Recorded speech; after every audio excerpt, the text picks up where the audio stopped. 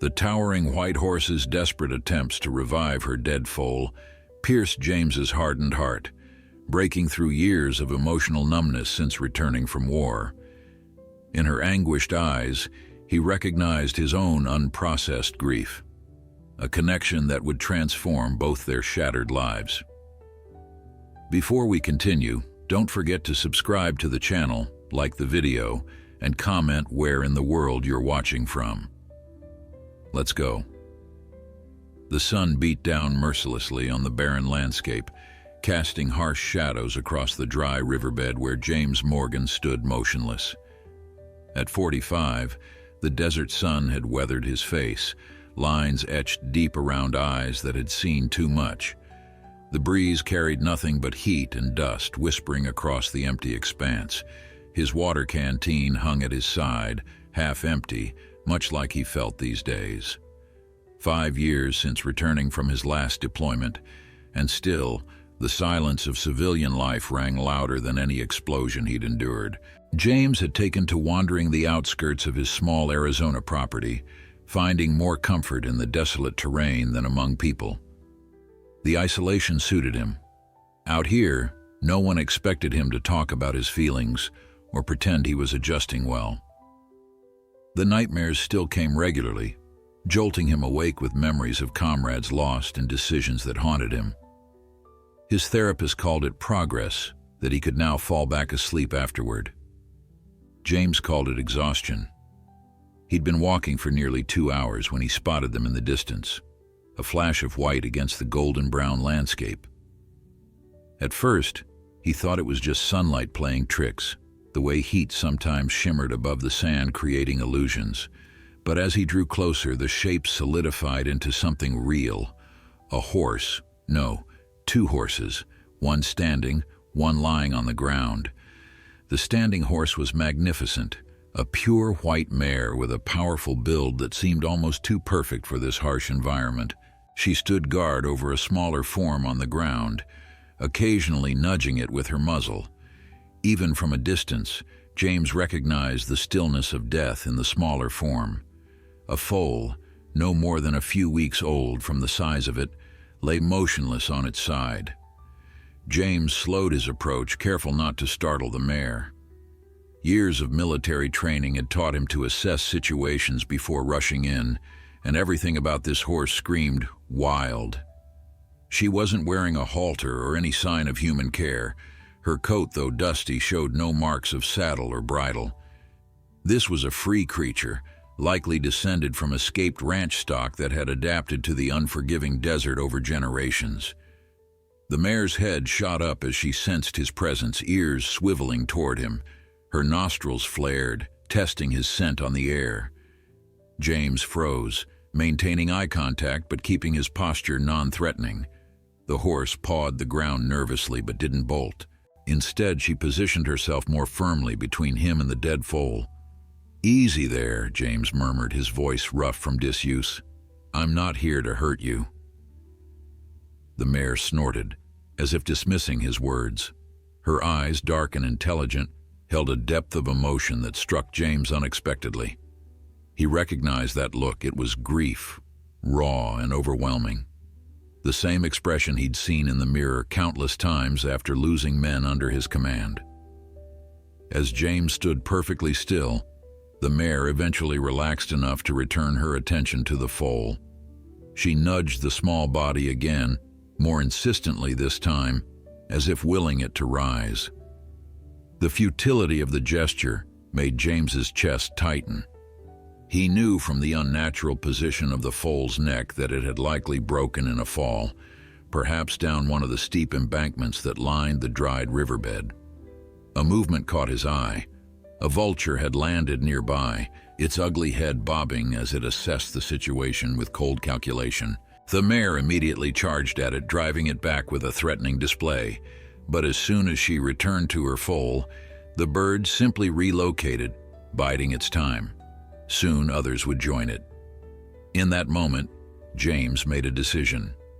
He couldn't save the foal, but he could at least protect its body and give the mare time to grieve. It was the kind of dignity rarely afforded in war, where bodies were sometimes left behind or recovered only after nature had taken its course. He knew firsthand how that knowledge could haunt the living. Moving slowly, James retreated to higher ground and settled on a rock outcropping where he could keep watch. The mare seemed to understand his intention, regarding him warily but without the panic of before. Hours passed as the sun tracked across the sky. The vulture was joined by another, then a third. Each time they approached, James would stand and wave his arms, helping the mare drive them away. By late afternoon, James had depleted his water supply and the heat was taking its toll. He knew he should head back, but something kept him rooted to that spot. Perhaps it was the way the mare stood with such quiet dignity over her loss, or maybe it was recognition of a kindred spirit, another being who had loved and lost. As the sun began to set, painting the desert in hues of orange and purple, James noticed a change in the mare's behavior. She had stopped nudging the foal and was now standing quietly, head lowered. The acceptance in her posture spoke volumes. Her vigil was nearing its end. James made his decision then. He would not leave her to face the scavengers alone overnight. Carefully, he descended from his perch and approached, speaking softly as he went. The mare's ears twitched at his voice, but she didn't flee. When he was about 20 feet away, he slowly removed his jacket and laid it on the ground. Then he took a small folding shovel from his backpack, a habit from his military days when entrenchment could mean survival. "I know," he said quietly, meeting the mare's gaze. "I know what it's like to not be able to protect someone you care about." The mare watched as James began to dig, her intelligent eyes following his movements. The ground was hard, unforgiving, but James was no stranger to difficult tasks. As stars began to appear in the darkening sky, he worked steadily, creating a shallow grave for the fallen foal. The physical labor felt good, purposeful. Each thrust of the shovel into the resistant earth was a reminder that he was still here, still capable of meaningful action. Sweat soaked through his shirt despite the cooling evening air. His muscles burned with the effort, but he welcomed the pain. It was clean and honest, unlike the complicated ache that had lived in his chest since returning home. When the grave was finally deep enough, James approached the foal's body. The mare snorted nervously but didn't interfere as he gently lifted the small form. The foal was heavier than he expected, its once warm body now cold and stiff. With reverence, he placed it in the grave and began covering it with earth. The mare stood nearby, watching the entire process as if understanding the strange human ritual being performed for her offspring. When James had finished, he gathered stones from around the area to cover the grave, protecting it from scavengers who might dig. As he placed the final stone, James felt something shift inside him, a small release, as if by helping this wild creature honor her dead, he had somehow honored his own losses as well. Night had fully descended by the time James finished his solemn task. The desert had transformed, temperature plummeting as stars blazed overhead in a display city dwellers would never comprehend. James sat on a nearby rock, exhausted both physically and emotionally. The mare remained close to the grave, occasionally pawing at the ground with a front hoof. "You should go," James said softly, his voice carrying in the night stillness. "Find your herd. There's nothing more you can do here." The mare lifted her head at his voice, ears forward, studying him. There was intelligence in those eyes that went beyond animal instinct, a consciousness that seemed to evaluate his words, his intentions. She took a step toward him, then stopped, as if uncertain. James closed his eyes, suddenly overwhelmed. The quiet dignity of this animal's grief had reached something inside him that years of therapy had failed to touch. He hadn't cried since the ambush that took half his squad, not at the funerals, not during the endless debriefings, not even alone in the dark when the memories came flooding back. He'd locked that part of himself away, believing it a weakness he couldn't afford. Yet here, in this desolate place with only a wild horse's witness, the barrier cracked. A single tear tracked down his weathered cheek, then another. His shoulders shook with silent sobs as years of suppressed emotion finally found release.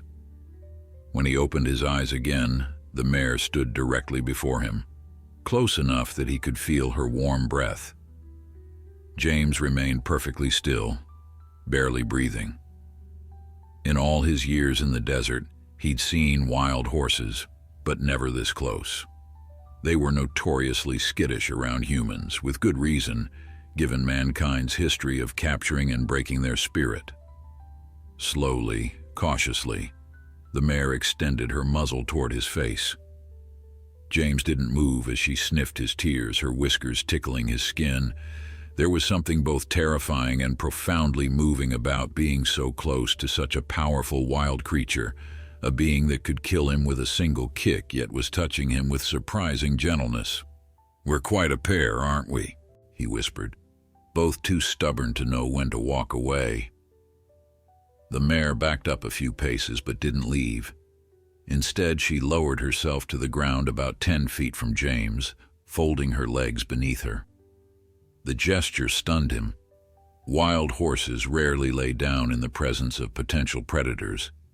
It made them too vulnerable, too slow to escape. Yet here she was, showing either exhaustion or trust. Perhaps both. James knew he should return home. Night in the desert was dangerous. Temperatures could drop to near freezing, and predators grew bolder in darkness. His small ranch house was at least 4 miles away, and he had no flashlight, no water, and only his jacket for warmth. Basic survival training told him to start walking immediately. Instead, he stayed. The night deepened around them, the silence broken only by the occasional call of a coyote in the distance. The mare's ears would prick at each sound, but she remained grounded, as if having decided that this strange human posed no threat. James leaned back against the rock, watching the stars wheel overhead, feeling more peace than he had in years. He must have dozed because the next thing he knew, dawn was breaking in pale streaks across the horizon. The mare stood nearby, grazing on the sparse vegetation that somehow managed to grow in this harsh environment. She looked up as he stirred, regarding him with those same intelligent eyes. "Good morning," James said, his voice rough with sleep and thirst. His body ached from the hard ground and the previous day's exertion. He rose stiffly, brushing dust from his clothes. The mare watched his movements but didn't flee. If anything, she seemed calmer in his presence now, as if their shared vigil had established some unspoken trust. James approached the small mound of stones that marked the foal's grave, pausing in a moment of respect. The mare joined him, standing close enough that he could have touched her, though he didn't try. "I need to head back," he told her, feeling slightly foolish for speaking to an animal, yet unable to stop himself. "There's not enough water out here for either of us." As if understanding, the mare looked toward the direction James had originally come from, then back at him. When he began walking, she followed a few paces behind. James glanced back, surprised. "You're coming with me?" The mare nickered softly, continuing to follow as James picked his way across the desert landscape. Each time he looked back, expecting her to have turned away, she was still there, maintaining a respectful distance but clearly accompanying him. By mid-morning, the sun had climbed high enough to bake the earth once more. James's throat burned with thirst, and his steps had slowed. The mare, too, showed signs of the heat, her breathing more labored. James knew there was a small seasonal stream about a mile ahead, if it hadn't dried up completely. Relief washed through him when they crested a small rise and saw the ribbon of water glinting in the sunlight below. It wasn't much, just a shallow trickle, but it was water. James half stumbled down the slope, dropping to his knees beside the stream to scoop the cool liquid to his parched lips. The mare approached more cautiously, ears forward, testing the ground before lowering her head to drink alongside him. For several minutes they drank in companionable silence. James splashed water on his face and neck, feeling life returning to his dehydrated body. The mare raised her dripping muzzle, water droplets catching the sunlight in her white whiskers. For the first time, James saw her clearly in full daylight, away from the shadow of grief. She was older than he'd initially thought, perhaps 15 or 16 years, with small scars marking her legs and flanks. Life in the wild had not been easy, yet she carried herself with a regal bearing that spoke of resilience. The foal had likely been one of her last, which made its loss all the more profound. "You're a survivor," James said softly. "Like me." As they continued toward his property, James began to wonder what would happen when they arrived. Would she simply wander off once they reached more populated areas? Should he try to contain her somehow? The thought made him uncomfortable. After witnessing her grief and dignity, the idea of forcing her into captivity seemed wrong. Yet he couldn't deny the connection that had formed between them, unexpected and profound. His small ranch house came into view by early afternoon, a modest structure set back from the main road with a weathered barn and corral nearby. James had purchased the property after his discharge, drawn to its isolation and the open land surrounding it. He'd made half-hearted attempts at raising a few cattle, but mostly he'd used it as a retreat from a world that felt too loud, too crowded, too demanding. The mare stopped as the buildings became visible, her posture suddenly alert, uncertain. James paused too, turning to face her. "It's all right," James said, his voice gentle. "You don't have to come any closer if you don't want to." The mare's nostrils flared as she tested the air, her ears flicking back and forth. The scent of humans, machinery, and domesticated animals must have been overwhelming after the clean emptiness of the open desert. She pawed at the ground nervously but didn't turn to leave. James considered his options. The rational choice would be to continue home, leave some water out for the horse, and let her decide her own fate. Wild horses were protected on federal land, but his property was private. If she stayed, eventually, he'd need to make decisions about her care, perhaps even contact the Bureau of Land Management. The thought made him uneasy. Bureaucracy had a way of complicating simple things.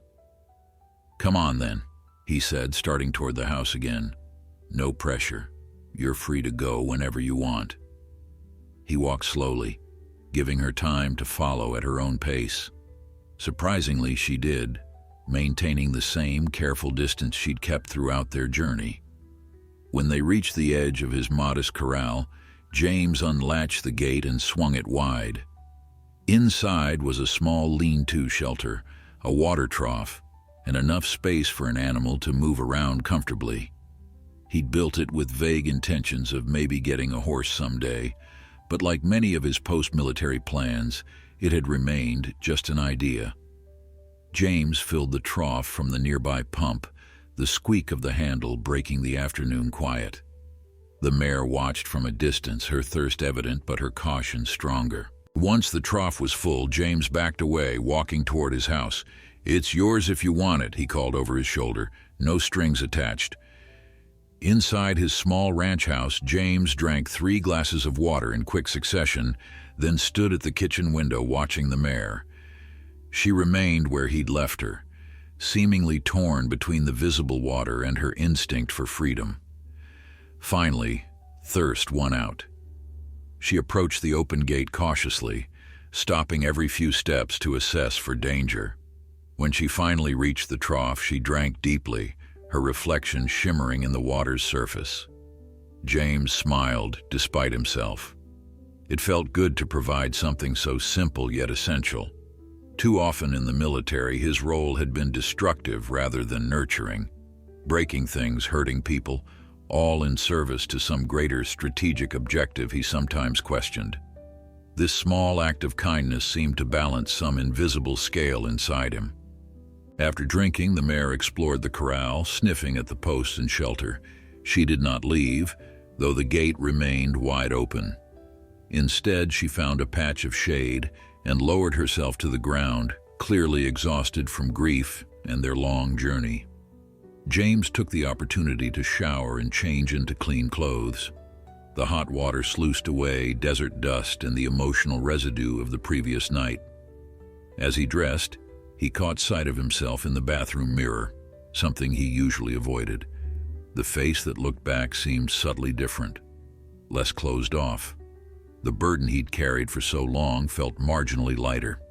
Later that afternoon, James carried a small bale of hay from the storage shed where he kept supplies for the occasional stray cattle that wandered onto his property. The mare watched him approach, rising to her feet but not fleeing. He placed the hay just inside the corral gate, then retreated to the porch of his house where he sat in an old wooden chair.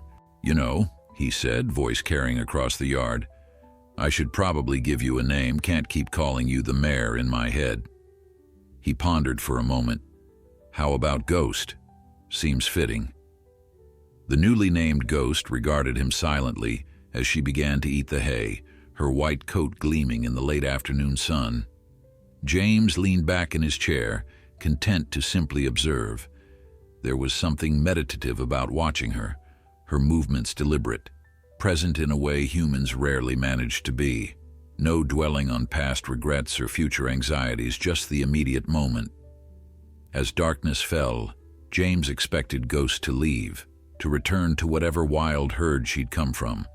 Instead, she remained in the corral, seeming to have claimed it as a temporary sanctuary. James went inside, leaving the gate open, giving her the choice that all wild things deserved. Morning brought a surprise. Not only had Ghost stayed through the night, but she stood at the corral fence facing the house as if waiting for him. James approached slowly, carrying a bucket of fresh water and an apple from his limited supplies. "Good morning," he said, voice still rough with sleep. "Didn't expect to see you still here." Ghost nickered softly in response, a sound that seemed almost conversational. James set down the bucket and extended the apple on his palm, not expecting her to take it. To his astonishment, she stretched her neck over the fence and delicately plucked the fruit from his hand, her lips velvety against his skin. The simple touch, his first positive physical contact with another living being in longer than he cared to admit, sent an unexpected wave of emotion through him. Over the next few days, a routine developed. James would bring water and hay in the morning, talking to Ghost in that same conversational tone. She seemed to listen, her ears forward, head tilted slightly as if processing his words. He told her about the weather, his plans for the day, and eventually, in halting phrases, about the war, about the ambush that had taken his friends, about the nightmares that still plagued him. Ghost never interrupted, never offered platitudes or awkward sympathy. She simply listened, sometimes approaching to nudge his shoulder or arm gently. It was, James realized, exactly what he had needed all along. A week after they had buried the foal together, James decided to leave the corral entirely, removing the gate from its hinges. If Ghost truly wanted to stay, it should be by choice, not because of barriers. That night he sat on his porch watching the stars emerge, wondering if she would be gone by morning. He was startled from his thoughts by the sound of hooves on his porch steps. Ghost had left the corral and now stood beside his chair, her large body blocking the starlight. James remained perfectly still as she lowered her head, her breath warm against his neck. Then, with gentle pressure, she rested her head against his shoulder, a gesture of such trust and affection that James found himself speechless. They stayed that way for several minutes, man and horse connected in silent understanding. When Ghost finally moved away, returning to the corral of her own accord, James felt the wetness on his cheeks and realized he was crying again. But these tears were different, not the release of old pain, but the acknowledgement of something new taking root. Something that felt suspiciously like healing. The following weeks brought subtle changes to both James and Ghost. The mare grew more comfortable with human proximity, sometimes allowing James to run a brush along her flank or untangle burrs from her mane. She still startled at sudden movements and maintained a wariness around the tools and machinery scattered about the property, but her trust in James himself seemed absolute. For his part, James found himself settling into a rhythm that had eluded him since his discharge. He woke with the sun, no longer lying awake dreading the nightmares that might come. His days had purpose, caring for Ghost, repairing long-neglected fences, clearing invasive mesquite that had encroached on his land. In the evenings, he sat on the porch with Ghost nearby, sometimes reading aloud from whatever book he was working through, his voice growing stronger with practice after years of minimal conversation. Ghost remained free to leave at any time, but she showed no inclination to do so. Occasionally she would disappear for hours, returning dusty from what James assumed were explorations of the surrounding terrain. He never worried during these absences, understanding her need for space and freedom. She always returned by nightfall, announcing herself with a soft nickering that James had come to recognize as a greeting. One morning in late summer, James was startled awake not by nightmares but by an insistent knocking at his door. Few people visited his isolated property, and those who did usually called ahead. He pulled on jeans and a t-shirt, running a hand through his sleep-rumpled hair before opening the door. A woman in the tan uniform of the Bureau of Land Management stood on his porch, clipboard in hand. Her expression was professionally neutral, though her eyes widened slightly at his appearance. "James Morgan?" she asked. "That's me," James replied, voice still rough with sleep. "Something I can help you with?" "I'm Ranger Martinez with the BLM," she said, extending a hand which James shook automatically. "We've received reports of a wild horse on your property. I'm here to assess the situation." James's stomach tightened. He glanced past her to where Ghost stood in the corral, watching them with alert interest. "She found me, actually," he said carefully, "about 3 weeks ago." Ranger Martinez nodded, making a note on her clipboard. "May I?" she asked, gesturing toward Ghost. James stepped aside, allowing her to walk toward the corral. He followed a few paces behind, tension building in his shoulders. Ghost remained where she was, ears forward with curiosity rather than fear. "She's in good condition," Martinez observed, scanning the mare with a professional eye. "No sign of malnutrition or injury. You've been caring for her?" "Just providing water and hay," James said. "She's free to leave whenever she wants. I removed the gate." Martinez nodded, noting the absent gate. "That's good. Legally speaking, wild horses are protected federal property. Keeping one without authorization is prohibited." The words hit James like a physical blow. He'd known this intellectually, but had avoided thinking about the implications. Ghost wasn't property, not his, not the government's. She was a being who had chosen to stay, who had helped him face his demons when nothing else had worked. "She came to me after losing her foal," James said, hearing the defensiveness in his tone but unable to soften it. "We buried it together out in the desert. She followed me home afterward. I didn't capture her." Martinez's expression softened slightly. "I understand, Mr. Morgan. I'm not here to seize her immediately, but there are protocols that need to be followed." She explained that wild horses were managed under specific federal guidelines. Those deemed unadoptable were returned to public lands. Others went through the adoption program where qualified individuals could apply to become their caretakers. "Given that she's already comfortable with you, you'd have a good chance of being approved as her adopter," Martinez said, her tone gentler now. "But there's paperwork, facility inspections, fees." James nodded mechanically, barely processing the information. The bureaucracy she described was exactly what he'd been avoiding since his discharge. Forms and evaluations and people making decisions about things they didn't understand. The thought of Ghost being taken away, even temporarily, made his chest constrict. "What if I don't apply?" he asked, voice tight. Martinez sighed. Then she would enter the general adoption pool, or if she's determined to be unsuitable for adoption due to age or temperament, she might be returned to a designated management area. James looked at Ghost, who had moved closer to the fence, seemingly aware that she was the subject of their conversation. Her intelligent eyes moved between James and the ranger, alert, but not fearful. "How much time do I have to decide?" "I can give you 2 weeks, Martinez said, a note of sympathy in her voice. "I'll need to file an initial report today, but I can recommend temporary placement evaluation." She handed him a packet of forms from her clipboard. "All the information is in here. My contact details are on the first page if you have questions." After the ranger left, James sat heavily on the porch steps, the packet of forms beside him. Ghost approached, stretching her neck over the fence to nudge his shoulder gently. The familiar gesture broke something in him. "What am I supposed to do?" he asked her, voice cracking. "Let them take you?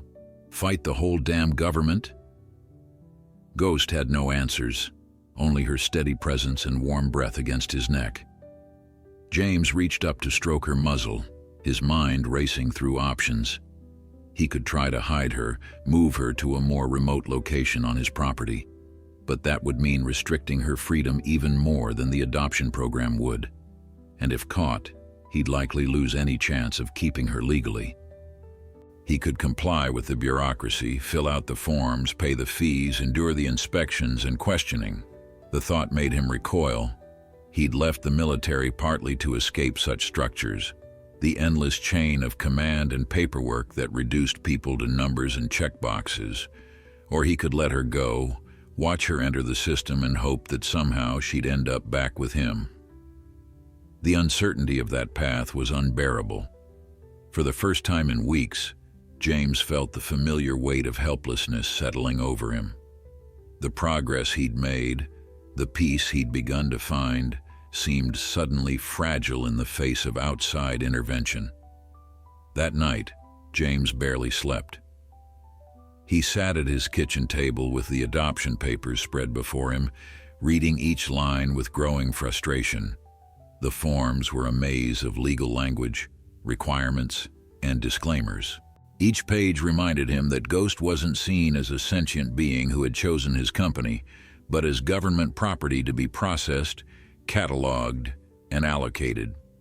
Outside, the mare moved peacefully in the corral, unaware that her future hung in the balance of bureaucratic decisions. The moonlight caught her white coat, making her appear almost luminescent against the darkness. James watched her through the window, his throat tight with emotion. By dawn, he'd made his decision. He wouldn't run, wouldn't hide Ghost away like a criminal, nor would he simply surrender her to the system without a fight. He would engage with the process on his own terms, maintaining as much control as possible over Ghost's fate. It wasn't ideal, but it was the only path that offered any chance of keeping her legally. With the first light of morning, James called the number on Ranger Martinez's card. Her voicemail picked up, and he left a terse message requesting guidance on the adoption process. Then, steeling himself for human interaction, something he still found draining, he drove into town. His first stop was the local feed store where he'd occasionally purchased supplies. The owner, Dave Miller, was known for his knowledge of local regulations and bureaucracy. More importantly, he was a fellow veteran who understood the value of straightforward information without unnecessary conversation. "Wild horse adoption?" Dave repeated when James explained his situation. "That's a complex process. BLM's been tightening regulations lately after some bad press about adopted horses ending up at slaughter." James felt sick at the thought. "What do I need to know that isn't in their paperwork?" Dave leaned across the counter.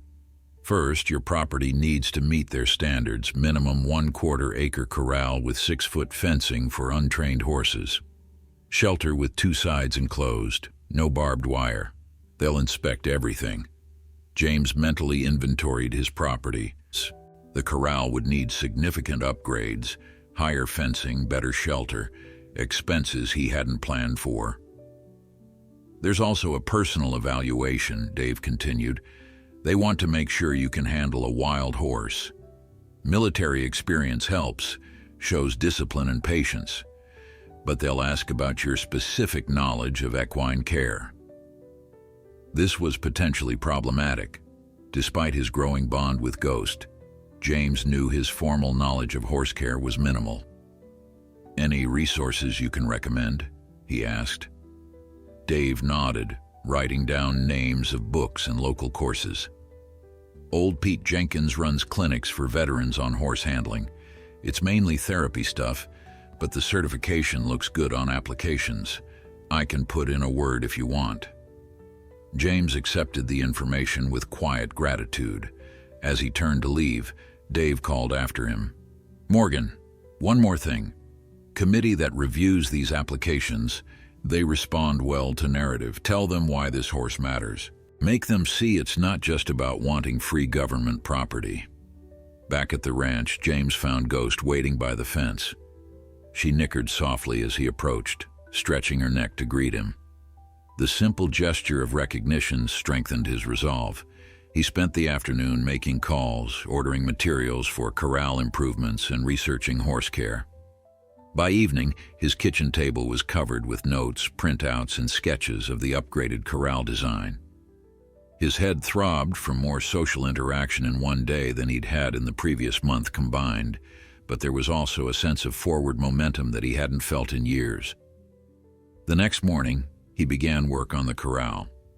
Ghost watched with curious attention as he replaced the old weathered posts with sturdier ones and added height to the fencing.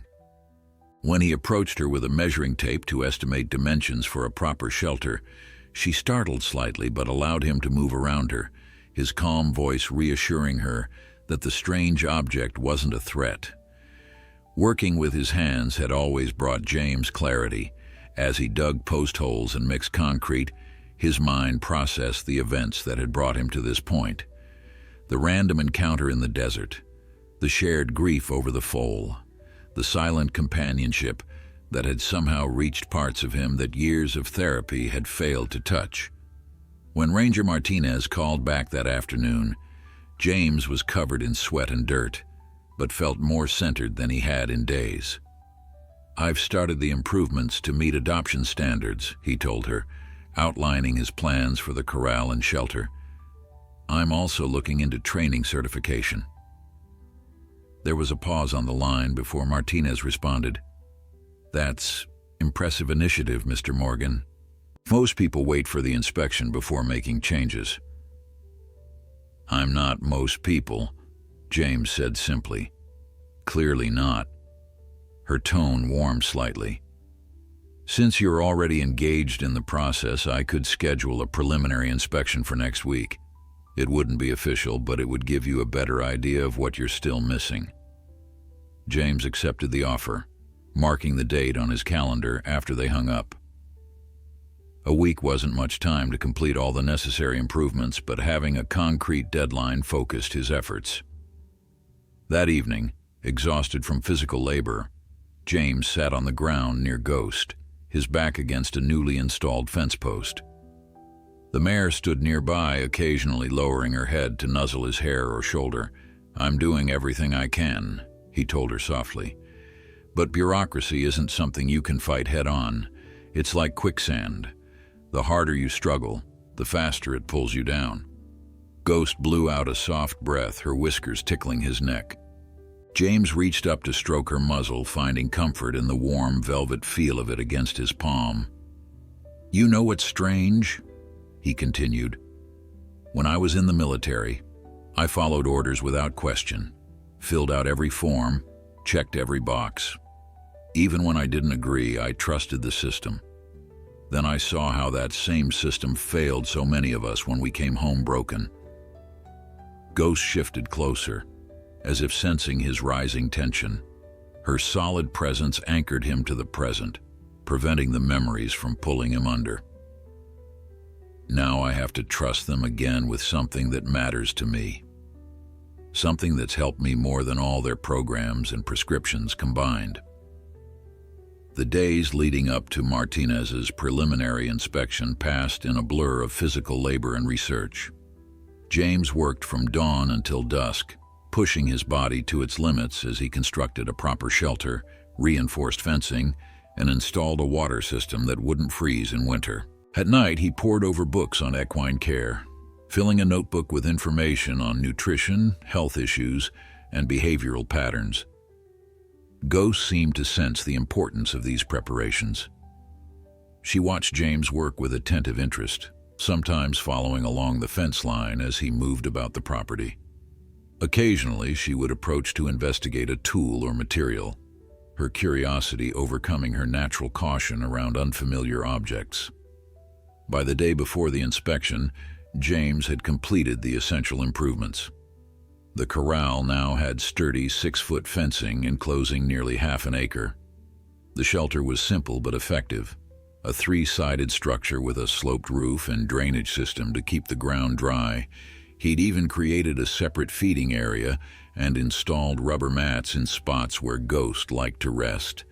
That evening, as James sat on his porch reviewing his checklist one final time, he heard the rumble of an approaching vehicle. Visitors were rare enough that the sound immediately put him on alert.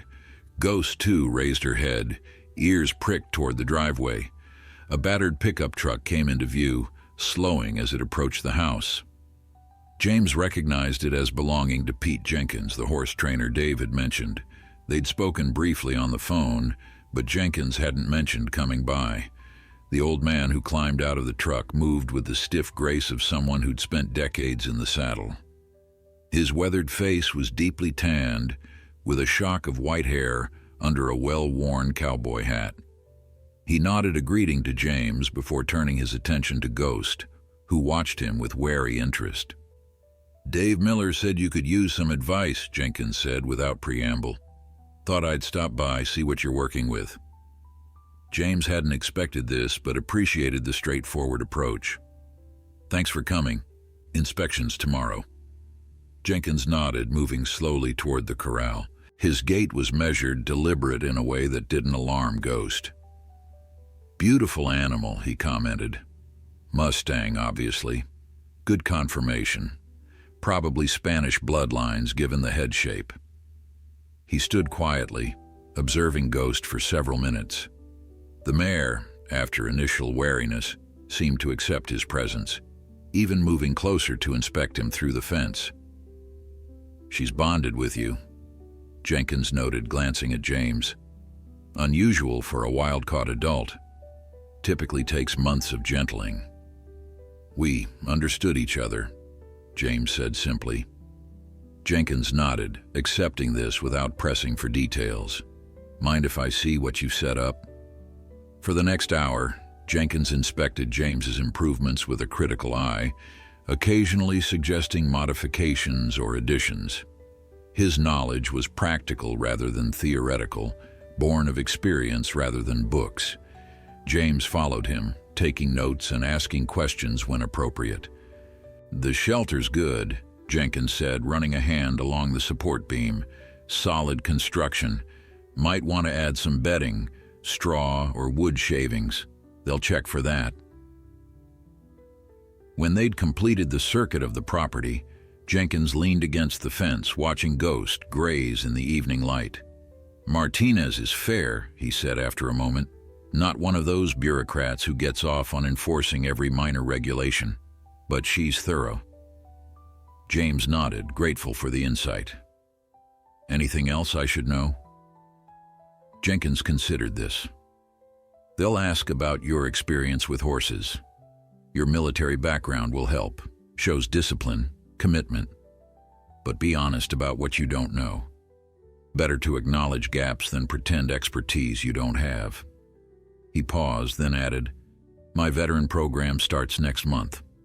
2 weekends, covers basics of horse care and handling, certificate at the end. Would help your application."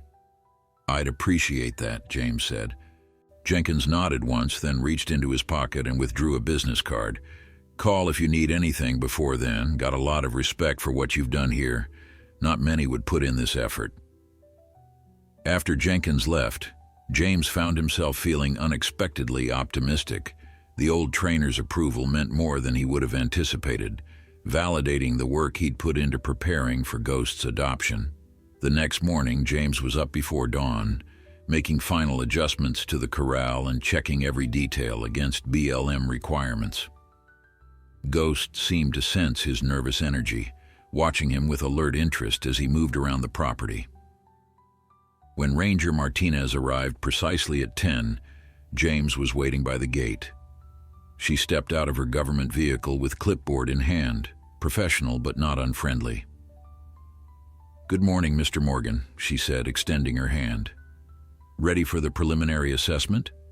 James nodded, leading her toward the corral where Ghost stood watching them, her posture alert but not fearful. Martinez's expression softened slightly at the sight of the mare. "She looks good," she commented. "Healthy coat, clear eyes. You've been caring for her properly." "Just following basic guidelines," James said. "Still learning." Martinez nodded, making a note before turning her attention to the facilities. She measured the corral dimensions, inspected the fence height and construction, examined the shelter and tested the water system. James followed silently, answering questions when asked, but otherwise giving her space to conduct her assessment. "You've done impressive work here," Martinez said, finally reviewing her notes. "Most of the physical requirements are already met or close to it. The shelter needs more bedding, and you'll need to show feed storage that's secure from pests, but those are minor adjustments." James felt a weight lift from his shoulders. "And Ghost, what happens with her?"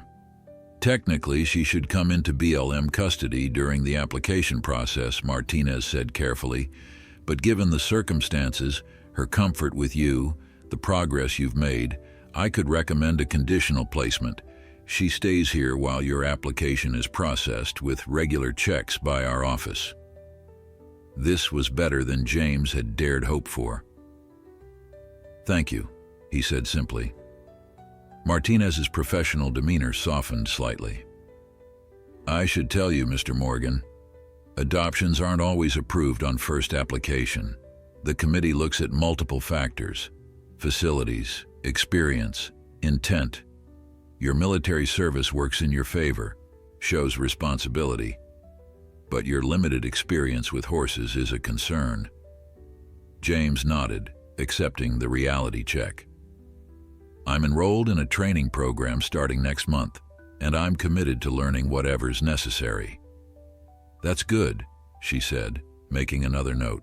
"The committee also considers the bond between horse and potential adopter. In this case..." She glanced at Ghost, who had moved closer to the fence where James stood.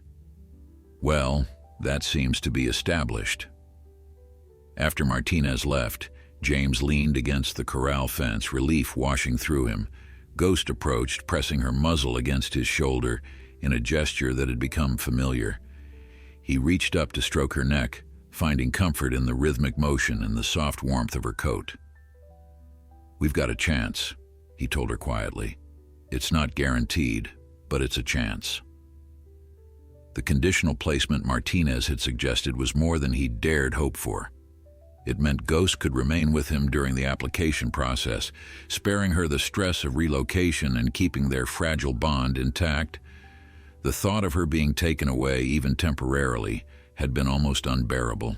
Over the next few weeks, James divided his time between completing the adoption paperwork, making the final improvements Martinez had suggested, and preparing for Jenkins' training program. The application itself was daunting. Pages of personal information, questions about his experience and intentions, references, and financial documentation. He worked through it methodically, taking his time with each section to ensure accuracy. The most challenging part was the personal statement explaining why he wanted to adopt Ghost. How could he articulate what she meant to him without sounding unstable? How could he explain that this horse had somehow done what years of therapy and medication had failed to accomplish, given him a reason to face each day, to engage with the world again? After several attempts, James wrote simply and honestly about finding Ghost with her dead foal, about the connection that had formed between them through shared grief, and about the progress they'd made together. He described how caring for her had given him purpose and structure when he needed it most. It wasn't eloquent, but it was true. The first weekend of Jenkins' program arrived on a crisp autumn morning. James arrived early at the old trainer's ranch, a modest spread about 30 miles from his property.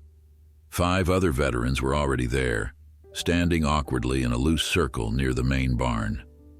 James recognized the familiar signs of hypervigilance in their postures, the way they positioned themselves with clear sight lines and easy exits. Jenkins emerged from the barn, leading a dappled gray horse with gentle hands. "Morning," he greeted them. "Appreciate you all being on time. Military habits die hard, I guess." There was a murmur of agreement, the tension easing slightly. Jenkins had a way of acknowledging their military background without making it the focus, creating a space where it was neither ignored nor overemphasized. "Program's pretty straightforward," he continued.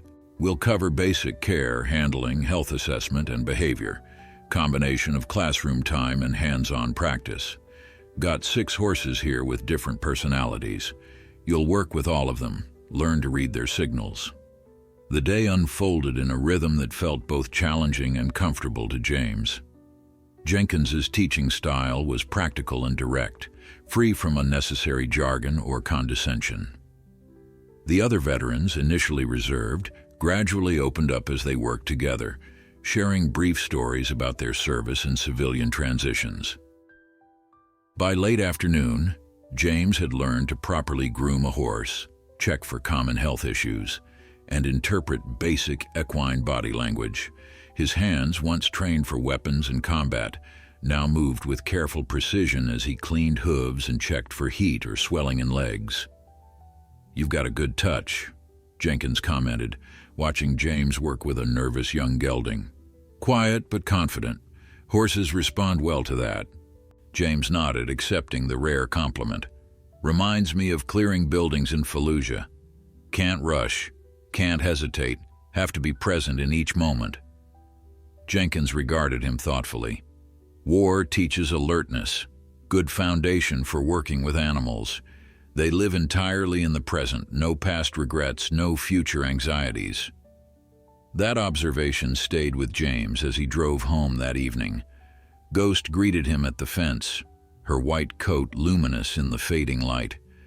He spent time with her before going inside, recounting the day's lessons as she listened with apparent interest. The second weekend built on the first, adding more advanced skills like recognizing signs of illness, basic wound care, and interpreting more subtle behavioral cues. Jenkins paired each veteran with a specific horse for more focused work, assigning James a former wild Mustang who had been adopted through the BLM program years earlier. "Figured you could use the practice with one who's been through the system," Jenkins explained. "Zeus here still has some wild tendencies, but he's learned to trust humans. Might give you insight into what to expect with your mare." Working with Zeus proved invaluable. The gelding tested boundaries, responded differently than domestic-bred horses, and required a level of awareness that kept James fully engaged. By the end of the weekend, James had earned Zeus's cooperation, if not his complete trust. After the final session, Jenkins presented each veteran with a certificate of completion. It wasn't an advanced qualification, but it documented basic competency in horse care and handling, a crucial addition to James's adoption application.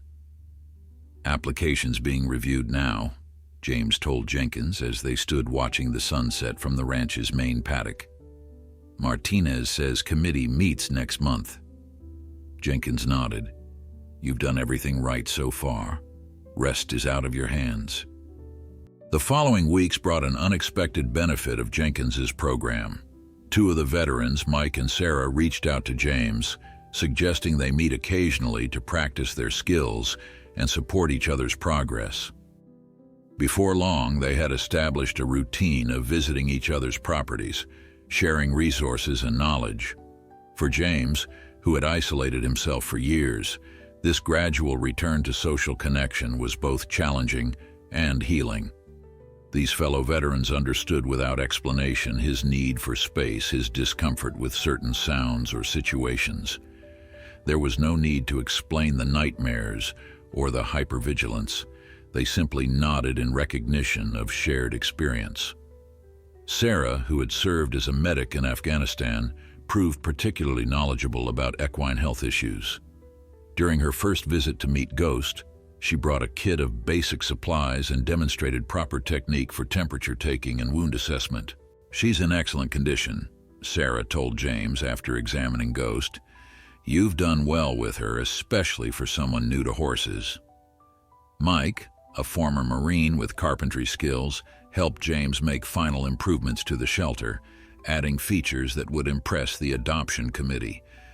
Their shared project created space for conversations that wouldn't have happened otherwise. Casual mentions of deployments, fallen friends, struggles with civilian life.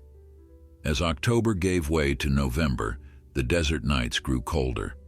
James added extra bedding to Ghost's shelter and began using a heated water trough to prevent freezing. Each morning, he found her waiting by the fence, her breath forming small clouds in the chilly air. Their routine had become comfortable, breakfast together as the sun rose, James talking quietly about his plans for the day, while Ghost listened with apparent interest. The date of the adoption committee meeting loomed large in his mind. Martinez had informed him that they would review his case on November 15th, with a decision expected within a week. As the day approached, James found his anxiety increasing. He'd done everything possible to prepare, completed the paperwork, improved the facilities, obtained training certification, but still the outcome remained uncertain. The night before the committee meeting, a rare desert storm rolled in. Wind howled across the property, rattling the windows of James's small house. Rain came in sideways sheets, transforming the normally dusty ground into mud within minutes. James pulled on a raincoat and headed out to check on Ghost, flashlight in hand. He found her in her shelter, eyes wide as lightning flashed across the sky. Thunder crashed overhead and she startled, moving nervously within the confined space. James entered the corral slowly, speaking in a calm, steady voice. "It's all right, Ghost. Just a storm. It'll pass." He approached the shelter, rain pelting his back. Ghost watched him, her white coat gleaming in the beam of his flashlight. When he reached her side, she pressed against him, trembling slightly with each thunderclap. James placed a hand on her neck, feeling her rapid pulse beneath his fingers. "I've got you," he murmured. "We've been through worse than this, haven't we?" For over an hour, James stayed with Ghost in the shelter, his steady presence gradually calming her fear. The storm raged around them, but inside their small refuge, a different kind of weather prevailed, one of quiet trust and mutual comfort. By the time the thunder had receded to distant rumbles, Ghost had stopped trembling, her head lowered in relaxation despite the continuing rain. James returned to the house soaked but somehow lighter in spirit. The shared experience had reinforced what he already knew. Ghost needed him as much as he needed her. Whatever the committee decided, that truth remained. The following days passed with excruciating slowness. James threw himself into projects around the property, working alongside Mike and Sarah when they visited. Physical labor helped manage his anxiety, giving his body something to do while his mind circled endlessly around possible outcomes. Ghost seemed to sense his tension, staying closer than usual, sometimes following him along the fence line as he worked. Her quiet presence was both comfort and reminder of what was at stake. 6 days after the committee meeting, Martinez's government vehicle appeared in his driveway. James, who had been replacing worn boards on the barn, set down his tools and walked to meet her, heart pounding. Ghost watched from the corral, ears forward with interest. Martinez's expression was unreadable as she stepped from the vehicle, manila folder in hand. "Mr. Morgan," she greeted him with a nod. "Ranger Martinez," James replied, unable to keep the tension from his voice. "Do you have news?" She gestured toward the porch. "Maybe we should sit down."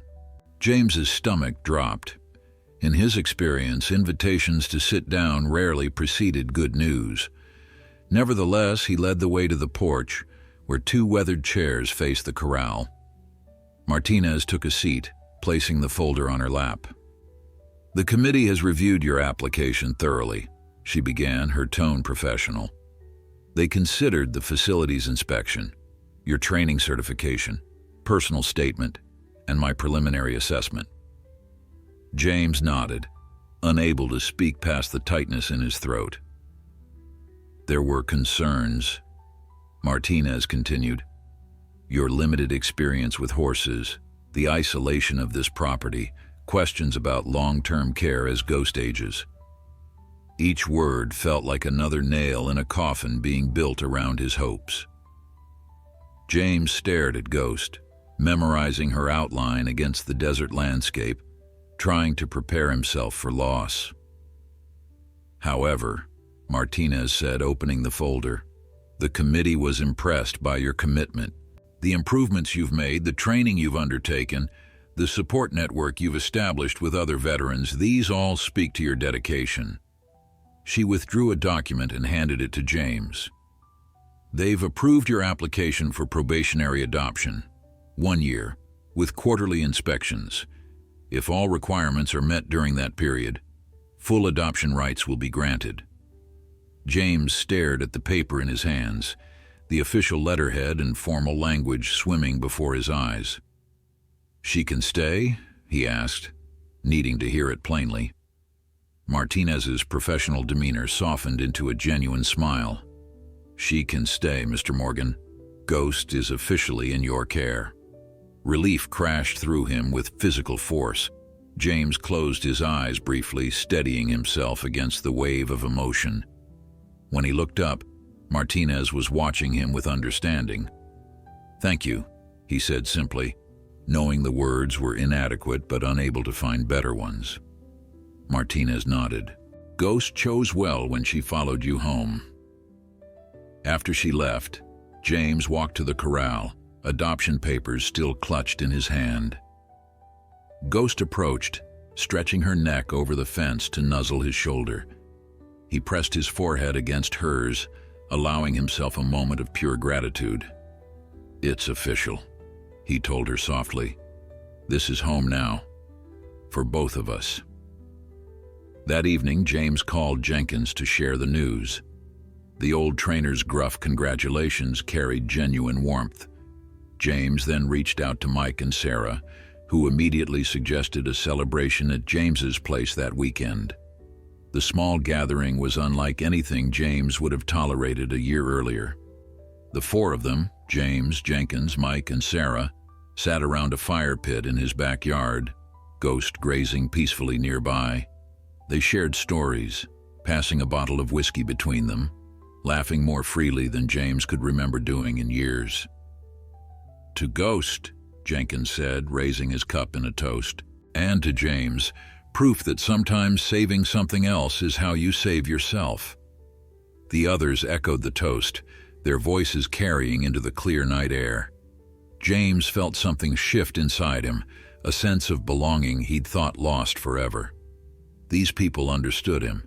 They'd walked similar paths, carried similar wounds, and now somehow they were here, on his property, celebrating this victory with him. Winter settled over the desert, transforming the landscape with frost-tipped vegetation and crystalline morning air. James adapted his routine to accommodate the colder weather, rising earlier to break ice in water troughs and checking Ghost's blanket for proper fit. The probationary adoption required meticulous record-keeping, feed purchases, veterinary visits, daily observations of Ghost's condition, all of which James maintained with military precision. The first quarterly inspection came in February. Martinez arrived with another BLM officer, a serious young man who examined every aspect of the facilities, while Martinez reviewed James's logs. Ghost, now comfortable with the ranger's presence, stood calmly during the physical examination, only flicking her ears in mild annoyance when the new officer approached too quickly. "Everything looks excellent," Martinez concluded afterward. "Ghost is in prime condition, facilities are well maintained, and your documentation is thorough. I'll note that in the official report." As they prepared to leave, Martinez paused. "Jenkins mentioned you've been helping with his veteran program. How's that going?" James nodded, surprised that Jenkins had spoken about him. "Just started last month. I helped demonstrate basic handling techniques with Ghost. Shows what's possible with patience and consistency." What he didn't articulate was how profoundly that work had affected him. Each weekend he spent with other veterans sharing his experience with Ghost, he felt something healing inside him, a reconnection to purpose that had been missing since his discharge. "That's good work," Martinez said simply. "Makes a difference to have someone who's been through it themselves showing what's possible." After they left, James stood by the corral, watching Ghost graze in the winter sunlight. Her coat had grown thicker with the season, and her once emaciated frame had filled out with proper nutrition and care.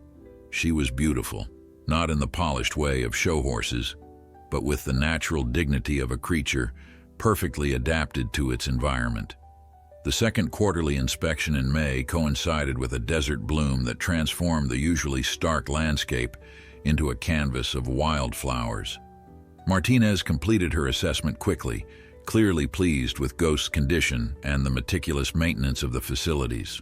"You know," she said as they walked back to her vehicle, "when I first found you with Ghost, I had my doubts.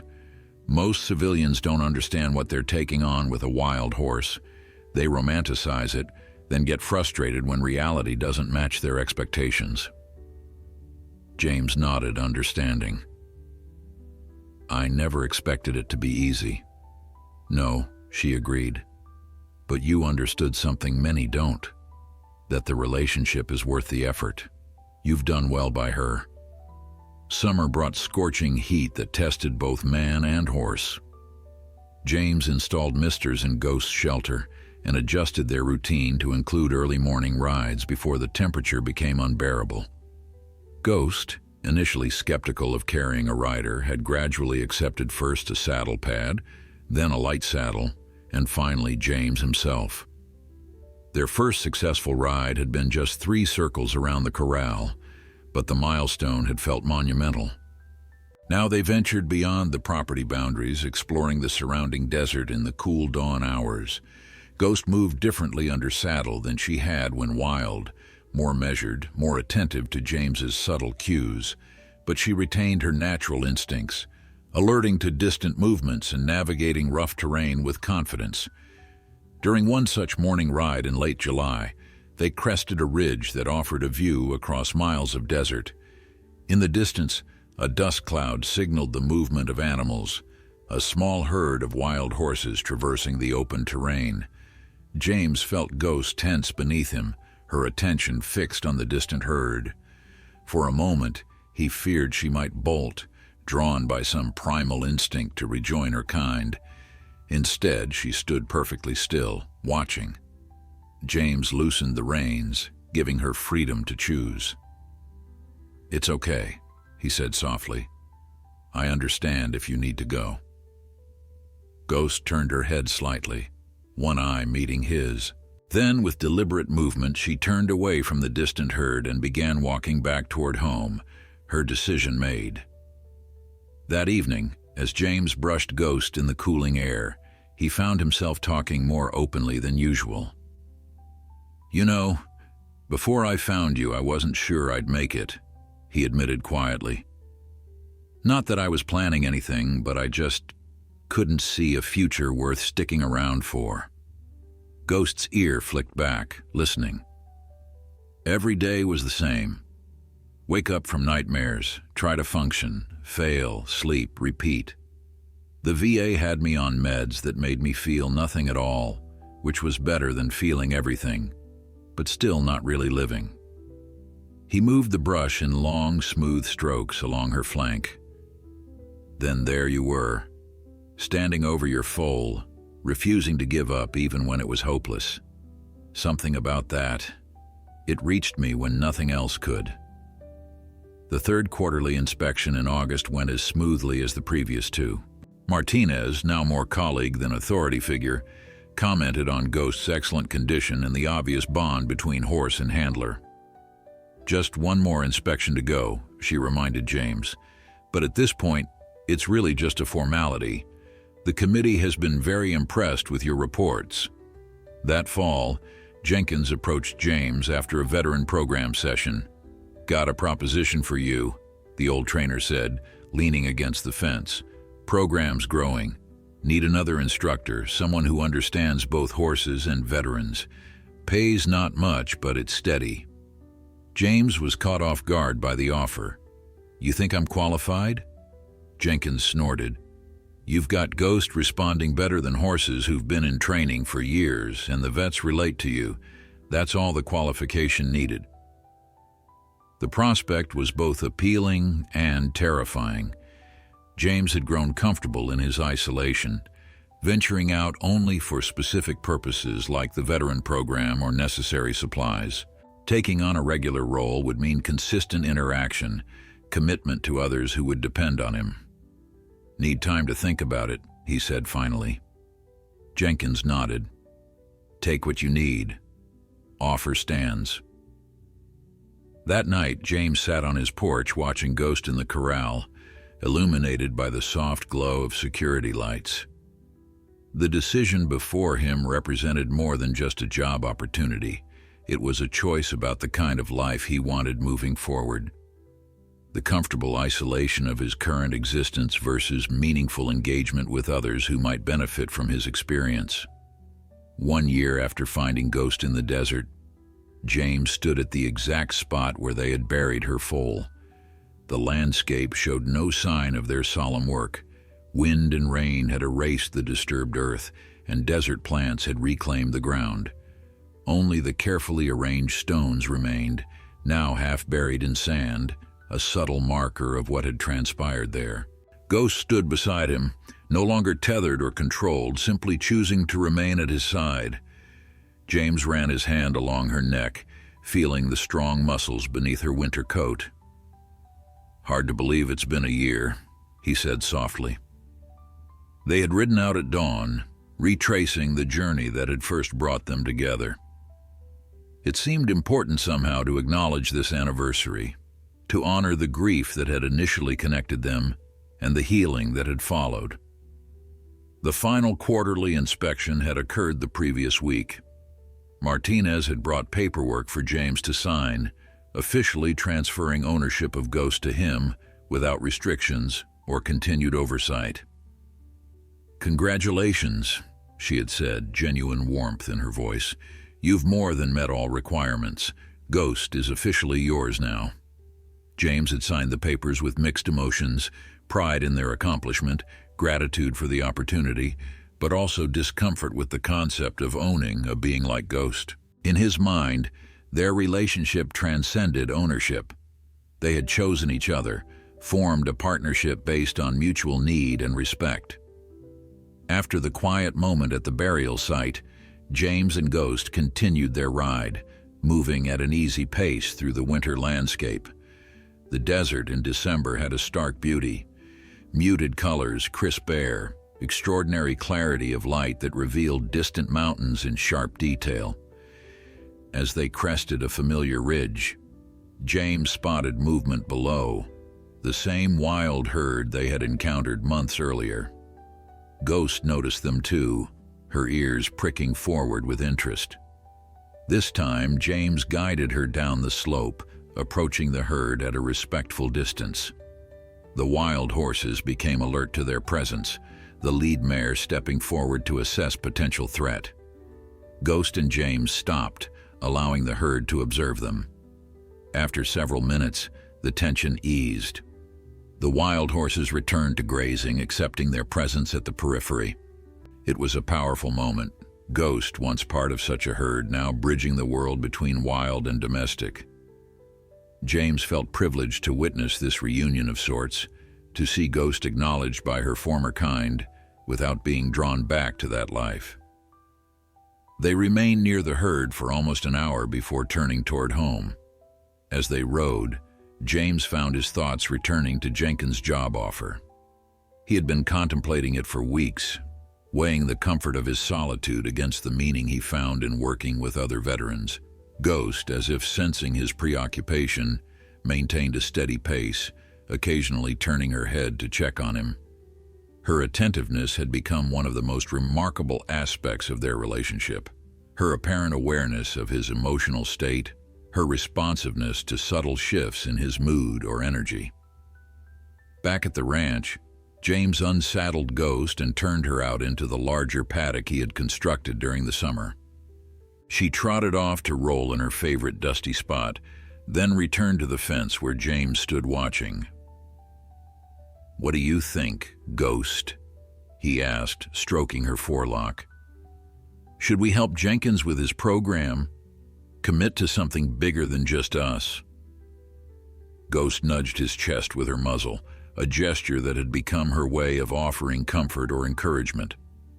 James smiled, interpreting it as he needed to. The next day, he called Jenkins and accepted the position. The old trainer's gruff about time couldn't disguise his satisfaction. Winter gave way to spring, bringing a new rhythm to James's life. 3 days a week, he and Ghost traveled to Jenkins' ranch to work with veterans learning basic horsemanship.